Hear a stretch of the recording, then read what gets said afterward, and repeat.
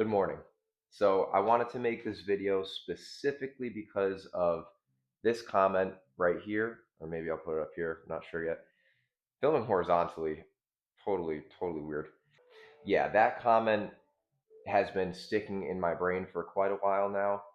And, it seems I don't have any kids, and it's still very relatable to me because when I thought about doing this type of workout style, I thought about how it would look 5 years from when I started or 10 years from when I started. And, and I'm three times as busy as I am now or as I was then. And there's kids involved. And, when you're thinking about health and fitness, you want to be healthy and you want to be fit, but you also want to do it in a way that's extremely efficient so that you're not spending 3 hours at the gym or between traffic and being at the gym. So I definitely feel that, and that's exactly why I do what I'm doing right now, because it's efficient and it's going to get the job done very quick. So I'm going to break this down in 4 steps, and let's just start right from the beginning. I think it's a good idea to understand why I train this way, as I just went over it a little bit. But um, so why do I train this way? Well, first off, like I said, it's extremely time efficient and extremely efficient. So you're going to be able to get a lot done in a very short amount of time without having to leave the home. And the way I look at it is I don't really like giving gyms a monthly subscription. I'd rather just buy my own tools and have them for life. If you buy these tools, you might think like, oh, I got to spend quite a bit of money on these, whatever, but you'll have them forever if you buy the right tools. So I like it better that way, so that no matter what happens, even if I didn't have any tools, you could always do body weight, right? But I really enjoy using gym equipment, and I really enjoy having my own gym equipment. So there's that. And somebody left a comment on one of my first videos that went viral. And she said, what did she say? She said, functional training so that you can enjoy the best moments in life without illness or weakness. And that's another comment I think about all the time. Like that one was like, whoa, that's exactly why you should do this. And I'm thinking like that is a great reason to keep going with a healthy way of working out, right? Like if you need a good reason to keep going, that is such a good reason right there. And that branches off to so many other different things, functional training, right? There's so many different ways that you can define that. But when I hear functional training, for me personally, I think of how can I be strong, mobile, and capable for the rest of my life, right? How can I keep this up for as long as I can possibly keep this up for myself, but also for my loved ones, right? Like how can I be strong and present for them for as long as that's possibly possible, right? And I noticed pretty quickly that if you're going down the bodybuilder path, um, it's it's not really, there's not that much longevity there. How many bodybuilders have we seen kind of really go downhill? And I love bodybuilding. I respect guys that do it. It's very tough sport, and you have to dedicate a lot of time to it. But you have to know why you're doing it and know the consequences of doing it, right? So this training to me is for somebody who wants to spend 30 to 40 minutes every day. They don't want training to overtake their life. They don't want to have to worry about leaving their home if they don't want to, but you could always go and take your gym equipment to the local park, which is also a huge perk. And you can use these tools to work in all planes of motion, and these movements will carry very well over to daily life, right? Because a lot of these things have to do with utilizing offloaded weight, rotational capability, stability, spine, focusing in on your spine, the spinal engine theory, right? Your spine is your engine, and you have to use your spine in a way that's not just in the sagittal plane, right? Not just up and down, not just squatting, deadlifting. Your spine is meant to move and bend, and your shoulders are meant to move dynamically. And there's just so many things that get lost in our traditional way of lifting that you can really achieve with just a handful of tools right in your kitchen or your living room. I started doing this stuff in my kitchen. So sorry to go on a rant there, but next one, step two. So you've identified why you're doing this, right? So you've come up with some good reasons why you're doing this so that when motivation fails and you're not feeling particularly inspired when you wake up to do these things in the morning, you have those good reasons why, right? If you have those solid reasons, you don't fucking need motivation. You do this because you know you have to, because those reasons are good enough.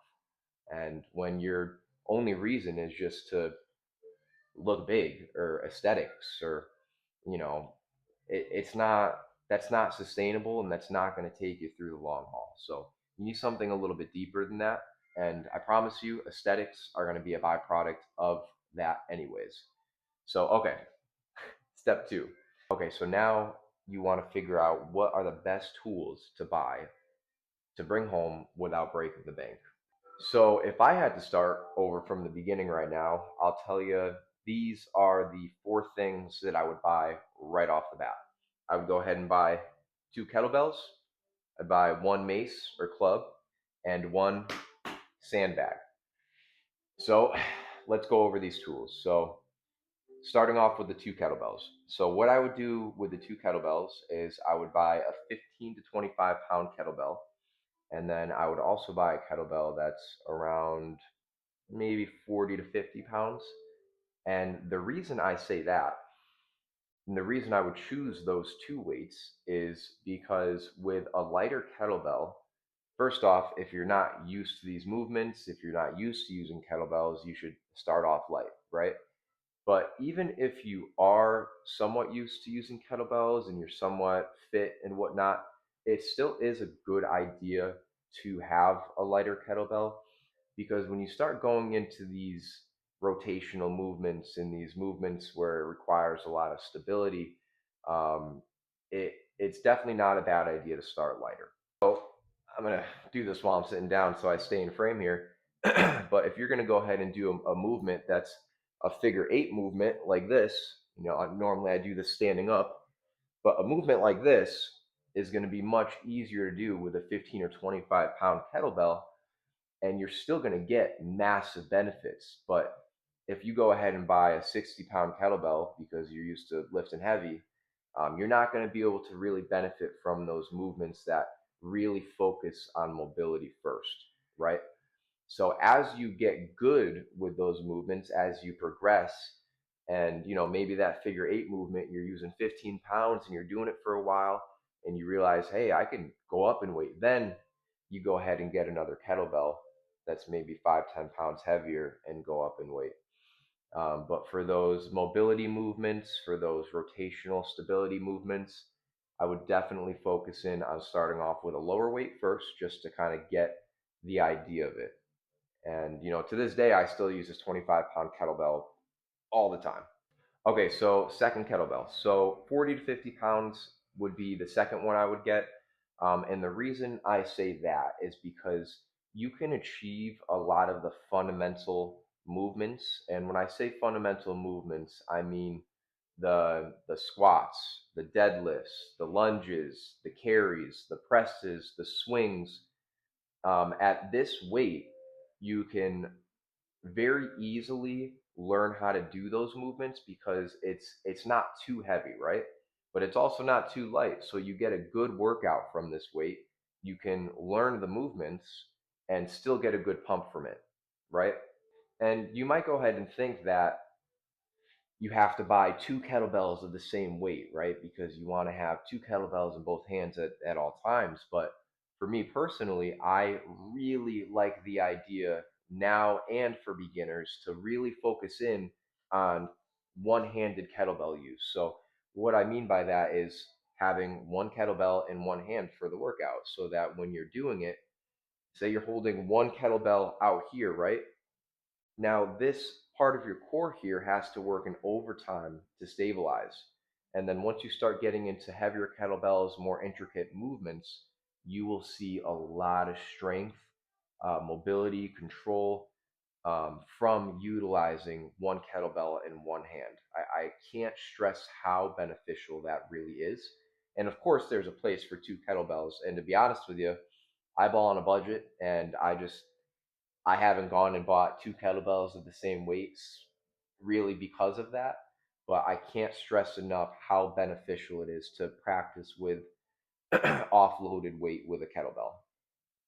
Okay, so you got your kettlebells out of the way. Now, the next thing I would go ahead and buy, like I said, is a mace or a club. For me, it was a club. I think for a lot of people, it should be a mace just because it is easier to learn with a mace. But long story short, you do want something that is going to train your shoulders dynamically, right? So instead of just doing this or doing this, you want something that's going to do more this, or the other way, right? Because your shoulder is meant to move dynamically. It's meant to move in all directions. And that's what I would say traditional lifting really misses out on. You know, how many people do you know that have shoulder pain from benching or shoulder pressing or whatever it is? I used to have crazy shoulder pain, and I pretty much couldn't bench because of how bad it got. And one thing I'll say about maces and clubs as well is I went through a good six or seven brands. And, you know, I started off with a 15-pound mace, which was honestly a little bit too heavy to start off with for me. But I started off with a 15-pound mace. It was a brand called Retrospect on Amazon. And then I went for a 25-pound mace because I felt, you know, I could move up in weight now. And then after the 25-pound, I'm like, shoot, I want to go up in weight now. I have to buy another mace. So instead of that, I went and partnered with a company that had these adjustable maces. Great company, but the only problem is their adjustable maces only went so high in weight as well. So I really wanted to start swinging heavy. I didn't want to spend all sorts of money on these maces that are a fixed weight. I wanted a mace where I can add and take off my own weight as I please. So that's when I found CK Mace Works, right? This company, in my opinion, has the best steel maces that you can buy, and that's why I partnered with them. So this isn't a video trying to sell you guys something. I partnered with these guys for a reason. I've been swinging for quite a while now, and I believe that these guys have the best maces and clubs on the market. So if you go ahead and buy a mace from CK Mace Works, you're gonna go and get the handle, and then it's gonna come with your loading pin as well. And the best part about these maces and clubs is that you buy the weight separate, but all that means is you can add weight and you can take weight off, right? So you're never stuck in a certain weight range. I mean, these things go from 5 pounds. I think you can get these up to 100 pounds if you load them properly. So for me, that's a no-brainer, right? So you get high quality steel that's going to last you a lifetime if you take care of it, and you get to move the weight around as much as you please for each workout. So if I can go back, I would invest in the Caddy Club and the Caddy V2 mace that they offer. You can buy it as a combo as well, and then you're going to have a club and a mace. And in my opinion, that's really all you need for mace training. So we got our kettlebells, we got our mace and club, and then I would go for sandbags. So I'm sitting on the big boy right now. This one's at about 200 to 220 pounds. But where I would start is with this guy right here. If you're trying to save some money, I would go with a brand called Wolf Tactical. And I'm sure there's other brands too. This is just my experience. But a brand called Wolf Tactical. And what I would do is start off with one 100-pound sandbag. And you might think, oh, that's too light or that's too heavy. But what I would say is when you get the sandbag, you don't get the sand with it, right? So you have to go and buy the sand. You can go and get play sand at Home Depot. And what I would do is once you get that, I would just fill the sandbag up to 25 pounds, seal it up, see how light or heavy that is. If it's too light, open it back up, drop some more sand in there, test it out again. And then if you ever fill it to where it's too heavy, you just take some out, right? So that's another way to kind of not have to buy multiple sandbags, right? So that you're not starting off with a 25 and going, oh, this is too light. You can just take the sand in or out. And I know I went over the kettlebells and the maces and clubs first, but in reality, if I had to pick one tool, it would be a sandbag. And I love my maces. They're so fun for me to use. I love kettlebells, but in my opinion, sandbags really are the most versatile tool that you can have. I mean, you can get everything done with a sandbag. You can literally get everything done with a sandbag if you do it right. And it's a way to carry heavy shit without loading your spine with a barbell, right? And I think this is where a lot of people get it wrong, especially people like me who are very busy. And I work a 9 to 5. I'm sitting down a lot, right? So say I go and do my 9 to 5 and I get out of work and I want to go get a workout at the gym, and the first thing I do is go load a barbell on my back, which essentially just does this to my spine. And you're only working in the sagittal plane of motion, right? So just up and down, very straight linear way of working out. When you do that, you are stressing your spine so much, and you're pretty much asking for injury, right? I mean, from deadlifting to squatting, barbell squatting. I mean, if you're not an athlete who is very well acclimated to being able to carry and being able to handle that type of load, you really are just asking for injury. And I think the risk versus reward for those type of movements for the average person is just ridiculous, and I wouldn't even bother with them. I'm not saying not to do those movements. I'm just saying that there are different tools that can allow you to do those movements, the same movements, without crunching your spine, right? So the reason I like the sandbag again is because you can carry heavy shit. When you go ahead and use a sandbag, it's out here in front of you. So your spine has to work to stabilize the weight in front of you, and you have to work to keep the weight up, but it's not compressing my spine at the same time. So I get all the benefits of squatting, deadlifting, whatever it is, but I don't have to go and compress my spine. And to me, sandbags seem like way more of a fundamental human movement. Picking up something heavy and holding weight in front of you or right over your shoulder is probably more in line with our basic human movements. It certainly feels that way. And also, it's not a perfectly balanced weight, which most things in life aren't, right? So if you pick something up day to day, whether it's on the job site, whether it's groceries, whatever it is, most things are not balanced perfectly, and you have to overcompensate somewhere else in order to pick that thing up, right? Not only do I think it's better for injury's sake, but I also think it's way more applicable to daily life, and I think you're going to find much more benefits there. So between those three tools, you have your kettlebell, you have your mace or club, and you have your sandbag. The sandbag is going to give you full body strength. The kettlebell can give you full body strength. The mace can give you full body strength. But then you go and put these three tools together. To me, it is the absolute perfect trio.